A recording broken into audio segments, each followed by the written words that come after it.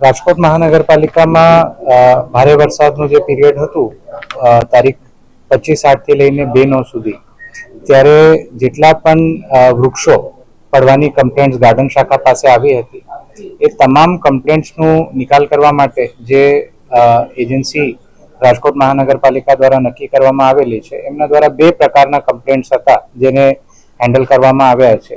પહેલી ટાઈપની કમ્પ્લેન્ટ છે જે મોટા ઝાડો પડી જવાની કમ્પ્લેન્ટ છે, અને બીજા પ્રકારના કમ્પ્લેન્ટ છે જે નાની જે ડાળીઓ હોય છે કે ટહેનીઓ હોય છે એનું નિકાલ માટેની કામગીરી. તો જેટલા પણ મોટા ઝાડો પડવાની કમ્પ્લેન્ટ્સ આવતી હોય છે એ તમામના જ્યારે પણ નિકાલ કરવામાં આવે છે તો આ તમામ મોટા જે ઝાડો છે એનું જે ડિપોઝિટ છે એ ત્યાં કરવામાં આવે છે સ્મશાનમાં, અને સ્મશાન તરફથી એક રસીદ એમને આપવામાં આવે છે. એ રસીદ જ્યારે અહીંયા રાજકોટ મહાનગરપાલિકામાં રજૂ થાય એના આધારે જ પેમેન્ટ કરવામાં આવે છે.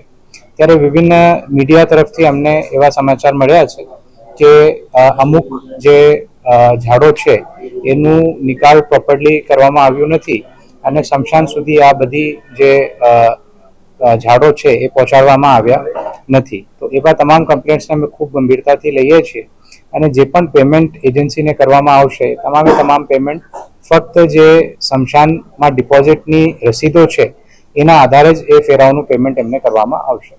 જે બીજા પ્રકારની કમ્પ્લેન્ટ અમને ધ્યાને આવી છે કે જે ડાળીઓ છે અને જે ટહેનીઓ છે એનું પણ અમુક જગ્યાએ એવી કમ્પ્લેન્ટ છે કે યોગ્ય નિકાલ કરવામાં આવેલું નથી. તો એના પણ જે કુલ ફેરિયા છે એ ફેરિયાઓની પણ ચકાસણી કરવામાં આવશે. જેટલા પણ ગાર્ડન સુપરવાઇઝર છે એમના દ્વારા પણ રૂબરૂ વિઝિટ એવી જગ્યાઓની કરવામાં આવશે, અને એમાં પણ કોઈ પ્રશ્ન જો ઊભો થાય તો એમાં તમામ પ્રકારની કાર્યવાહી કરવામાં આવશે. હાલ આ મામલે તપાસ કેવી રીતના કરવામાં આવશે? કારણ કે જે રીતના ડિપોઝિટ જે કોચ આપે છે એ કોચ તો આપી જ નથી. હા, તો કુલ 28 પહોંચ અત્યાર સુધી અમને રાજકોટ મહાનગરપાલિકામાં મળેલી છે, અને આ 28 પહોંચના આધારે જ પેમેન્ટ કરવામાં આવશે. અન્ય જે પણ બિલ્સ વગેરે રજૂ કરવામાં આવશે એ ચકાસવામાં આવશે, અને જો એ બિલ્સમાં દર્શાવેલા ફેરિયા સ્મશાન સુધી પહોંચ્યા ન હોય તો એનું પેમેન્ટ નહીં કરવાનું.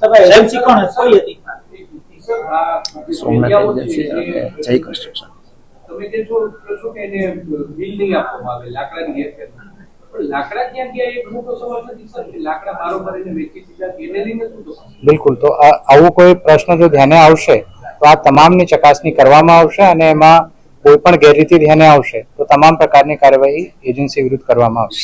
અમે આજે બાપુનગર એક જ સ્મશાનમાં હજી સુધી ગયા છીએ. બાપુનગર સ્મશાનમાં એક પણ ગાડી ત્યાં પહોંચી નથી, તો ત્યાંની પહોંચ આવી છે કે નહીં જોવું. હા, એ વિગત જે છે અમે આપના સાથે શેર કરશું. કે પહોંચો અમારી પાસે અત્યાર સુધી આવેલી છે 28ની વિગતો આપના સાથે શેર કરવામાં આવશે. એજન્સી કઈ છે? 2 એજન્સીઓ છે, કારણ કે ઝોન વાઇઝ એજન્સીઓ રાખવામાં આવે છે. સોમનાથ એજન્સી છે અને જય કન્સ્ટ્રક્શન એજન્સી છે. આ 2 એજન્સીઓ દ્વારા કામગીરી કરવામાં. સૌથી મોટો પ્રશ્ન છે કે માત્ર 1-2 ટ્રેક્ટર છે અત્યાર સુધીમાં સ્મશાને પહોંચ્યા છે. વર્ષોથી આ પ્રકારની જે પ્રક્રિયા છે ચાલુ છે. 1-2 ટ્રેક્ટર જ જાય છે અને કોર્પોરેશનના ચોપડે 5 થી 6 ટ્રેક્ટર બતાવે. અત્યારે 28 રસીદ જે છે અમને સ્મશાન તરફથી મળી છે. તો આ એવી રસીદો છે જેમાં સ્મશાને વેરીફાઈ કર્યું છે કે ભાઈ ખરેખર આ અમારા સ્મશાનમાં પહોંચ્યા છે, એના આધારે એ લોકોએ આ રસીદ જનરેટ કરી છે. છતાં જે મેટર છે એની સેન્સિટિવિટીને ધ્યાને લેતા અમે આ તમામ 28 રસીદોની પણ ચકાસણી સ્મશાનો પાસેથી કરાવશું કે ખરેખર એમના પાસે આ ટ્રેક્ટર પહોંચ્યા છે કે નથી. આના આધારે જ અમે આગળની કાર્યવાહી.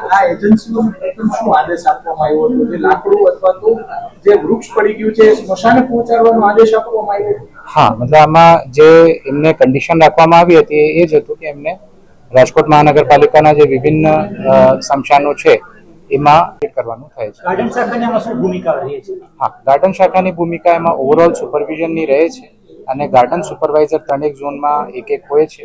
એમને ઓવરઓલ જોવાનું થાય છે કે તમામ વૃક્ષોની જે કમ્પ્લેન્ટ્સ આવે છે એનું સમયસર નિકાલ કરવામાં આવે, અને જે લોકો છે એમને કોઈ મુશ્કેલી ભોગવવી ન પડે.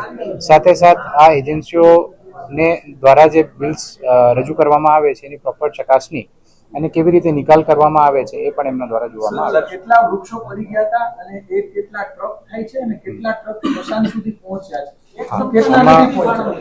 આમાં કુલ જે વૃક્ષોનું નિકાલ આ પીરિયડમાં થયું છે, વૃક્ષો અને ડાળીઓ, એમાં ડાળીઓ પણ ઇન્ક્લુડેડ છે, કારણ કે ડાળીઓ જે છે એ શમશાનમાં જતી નથી. કુલ સાથેનો જે આંકડો છે 602 નો આંકડો છે.